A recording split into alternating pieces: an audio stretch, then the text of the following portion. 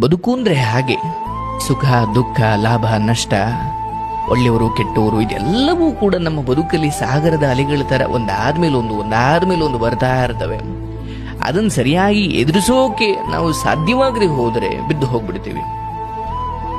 ಅಲೆಗಳನ್ನು ದಾಟಿ ಹೋಗುವ ಹಡಗನ್ನು ನೋಡಿ ಅಲೆಗಳಿಗೆ ಹೆದರಿ ದಡದಲ್ಲೇ ನಿಂತುಕೊಳ್ಳೋದ್ರ ಬದಲು ಆ ಹಡಗಿನ ತರ ಸಾಗಬೇಕಾಗುತ್ತೆ, ಅಲೆಗಳನ್ನು ದಾಟಬೇಕಾಗುತ್ತೆ, ದಡವನ್ನು ಮುಟ್ಟಬೇಕಾಗುತ್ತೆ.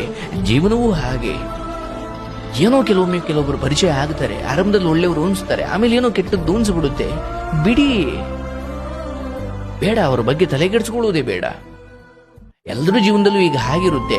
ಆದ್ರೆ ನಾವು ಯಾರನ್ನೂ ಕೆಟ್ಟವರು ಅಂತ ತೀರ್ಮಾನ ಮಾಡುವುದು ಬೇಡ, ಯಾರನ್ನೂ ಅತಿಯಾಗಿ ಒಳ್ಳೆಯವರು ಅಂತ ನಂಬಿ ಮೂರ್ಖರಾಗುವುದು ಬೇಡ.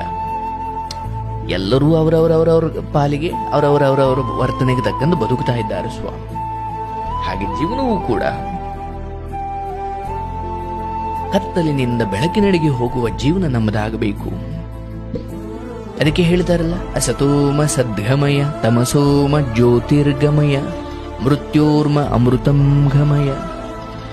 ಅಸತ್ಯದಿಂದ ಸತ್ಯದೆಡೆಗೆ, ಕತ್ತಲಿನಿಂದ ಬೆಳಕಿನೆಡೆಗೆ, ಮೃತ್ಯುವಿನಿಂದ ಅಮೃತತ್ವದ ಕಡೆ. ಅಮೃತತ್ವ ಅಂದ್ರೆ ಮೋಕ್ಷ ಅಂತ ಅರ್ಥ.